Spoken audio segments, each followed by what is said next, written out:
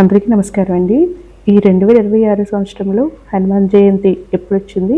ఎప్పుడు జరుపుకోవాలి? మన సంవత్సరంలో ఎందుకు 2 సార్లు హనుమాన్ జయంతిని జరుపుకుంటాము?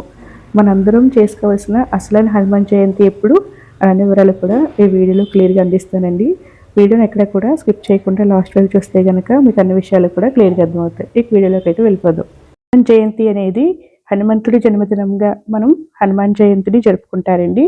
అయితే హనుమాన్ జయంతి అనే దాన్ని చిన్న హనుమాన్ జయంతి అని, పెద్ద హనుమాన్ జయంతి అని కూడా 2 రకాలుగా జరుపుకుంటూ ఉంటాము. ఒకటి చైత్ర మాసంలో వస్తుంది. మరొకటి వైశాఖ మాసంలో వస్తుందన్నమాట. చైత్ర మాసంలో చైత్ర పౌర్ణమి నాడు మనం హనుమాన్ విజయోత్సవంగా జరుపుకుంటాం. దీన్నే చిన్న హనుమాన్ జయంతి అంటారు. ఈ రెండింటిలో ఎప్పుడు జరుపుకోవాలని చాలామంది కన్ఫ్యూజన్ అయితే ఉంటుందండి. కొంతమంది చైత్ర మాసం అని అంటే, మరికొంతమంది వైశాఖ మాసం అని అంటుంటారు. హనుమాన్ మంగళాష్టకంలో ఏముందంటే, కృష్ణాయం దశామ్యం మందాసరే పూర్వభద్ర ప్రభుతాయ ఆంజనేయ మంగళం అని ఉంటుందండి. అంటే వైశాఖే కృష్ణమాసే కృష్ణాయం, వైశాఖ మాసంలో దశామ్యం అంటే దశమి నాడు, మందరవాసరే అంటే శనివారం నాడు, పూర్వభద్ర నక్షత్రంలో ప్రభుతాయ అంటే శనివారం నాడు అంజనీదేవి కేసర్ల కుమారుడిగా త్రేతాయుగంలో ఆంజనేయ స్వామి జన్మించాడని అర్థం. కాబట్టి ఈ రోజు నాడే మనం హనుమాన్ జయంతిగా జరుపుకోవాలండి. చైత్రమాసంలో పౌర్ణమి నాడు వచ్చే హనుమాన్ జయంతిని మనం హనుమాన్ విజయోత్సవంగా చిన్న హనుమాన్ జయంతిగా జరుపుకోవాలి. హనుమంతుడు అంటేనే మనకి ధైర్యం ప్రసాదించేవారండి. ఎక్కడైతే రామనామం ఉంటుందో అక్కడ హనుమంతుల వారు తప్పకుండా ఉంటారని చెప్తూ ఉంటారు. హనుమంతుడికి రామనామం అంటే అంత ప్రీతి. రామాయణం విన్నా చూసినా కూడా హనుమంతుల వారి పాత్ర ఏమిటో మనకు క్లియర్గా అర్థమవుతుంది. ఆయన లేకపోతే రామాయణం కూడా లేదండి. అటువంటి ఎంతో ముఖ్యమైన హనుమాన్ జయంతి ఒకటి చైత్రమాసంలో పౌర్ణమి రోజు హనుమాన్ విజయోత్సవంగా జరుపుకోవాలి. రెండవది వైశాఖ మాసంలో బహుళ దశమి రోజు నాడు వచ్చే రోజును అసలైన హనుమాన్ జయంతిగా జరుపుకోవాలి. మరి ఈ చైత్ర పౌర్ణమి అంటే చిన్న హనుమాన్ జయంతి ఈ 2026 సంవత్సరంలో ఎప్పుడు వచ్చిందో ఇప్పుడు తెలుసుకుందామండి. మనకి ఏప్రిల్ 1వ తారీఖు బుధవారం వచ్చిందండి. ఈ రోజు ఉదయం 6:33 వరకు చతుర్దశి ఉంది. తదుపరి పౌర్ణమి అనేది ప్రారంభమవుతుంది. మనకి 6:34 నుంచి పౌర్ణమి తిథి ప్రారంభమై ఏప్రిల్ 2వ తారీఖు ఉదయం 6:41 వరకు ఉన్నదండి. ఈరోజు చైత్ర పౌర్ణమి. ఈ రోజు నాడే మనం హనుమాన్ విజయోత్సవాన్ని ఆచరించాలి.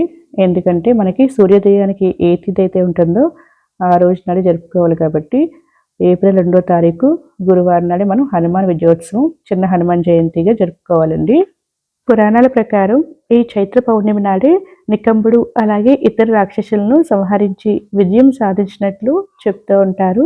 ఈ కారణంగా ఈ రోజున హనుమాన్ విజయోత్సవంగా చిన్న హనుమాన్ జయంతిగా జరుపుకుంటారు.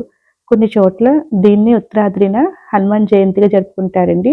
మరొక కథనం ప్రకారం రామాయణం సుందరాకాండలో వివరించిన దాని ప్రకారం చూస్తే, సీతను రావణుడు అపహరించినప్పుడు సీత అన్వేషణకై లంకకు బయలుదేరిన హనుమంతుడు సీతమ్మను వెతుక్కుంటూ వెళ్ళగా ఒకరోజు అశోకవనంలో చెట్టు కింద ఉన్న సీతాదేవి కనిపిస్తారు. ఆ రోజు చైత్రమాసం పౌర్ణమి రోజు సీతను అపహరించిన రావణుడి లంకను ధ్వంసం చేస్తాడు. అప్పుడు రావణుడు సైన్యం బంధించి హనుమంతుడి తోకకు నిప్పు అంటించగా రావణుడి రాజ్యాన్ని సగం దహనం చేశాడు. హనుమంతుడు రావణుడి సైన్యంపై విజయం సాధించినందుకు గుర్తుగా చైత్రశుద్ధ పౌర్ణమి రోజు హనుమాన్ విజయోత్సవంగా జరుపుకుంటారు. దీన్నే హనుమాన్ జయంతి అని కూడా అంటారు. దీన్ని ప్రతి ఏటా చైత్ర పౌర్ణమి రోజు జరుపుకుంటారు. కాబట్టి చిన్న హనుమాన్ జయంతి అని, వైశాఖ బహుళ దశమి రోజు జరుపుకునే జయంతిని పెద్ద హనుమాన్ జయంతిగా అంటారు.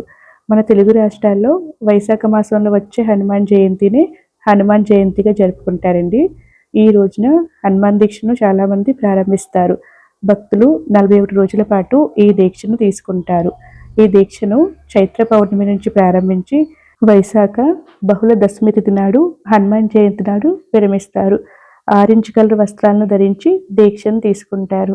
హనుమంతుని పూజించడం వల్ల మనకు ధైర్యం కలుగుతుందని, అనేక ఇబ్బందులు, ఏలినాటి శని, ఆర్థిక ఇబ్బందులు, శత్రు బాధ తొలగుతాయని మన నమ్మకం. రాముల వారు ఎక్కడ ఉంటే అక్కడ హనుమంతుల వారు కూడా ఉంటారు. ఈరోజు పూజా సమయం వచ్చి ఏప్రిల్ 2వ తారీఖు గురువారం తెల్లవారుజామున 4:29 నుంచి 5:14 లోపండి. ఈరోజు స్వామివారి గుడికి వెళ్ళి 108 ప్రదక్షిణలు చేసి సింధూరంతో అర్చిస్తే గనక సకల కార్యాల్లోనూ విజయం చేకూరుతుందండి. ఈరోజు స్వామివారికి అప్పాలను కానీ వడలను కానీ నైవేద్యంగా సమర్పించవచ్చండి. కొబ్బరికాయలను కానీ అరటిపండ్లు కూడా నైవేద్యంగా సమర్పించవచ్చు. సో ఇదేనండి వీడియో. ఈ 2026 సంవత్సరంలో హనుమాన్ విజయోత్సవం, చిన్న హనుమాన్ జయంతి ఎప్పుడు వచ్చింది, ఎప్పుడు జరుపుకోవాలి, పూజా సమయాలేంటి అని అన్ని వివరాలు కూడా ఈ వీడియోలో అందించానండి. నా వీడియో నచ్చితే కనుక ప్లీజ్ లైక్ చేయండి, షేర్ చేయండి, సబ్స్క్రైబ్ చేసుకోండి. మరొక మంచి వీడియోతో మళ్ళీ కలుద్దాం. సర్వే జన సుఖినో భవంతు. Thank you for watching.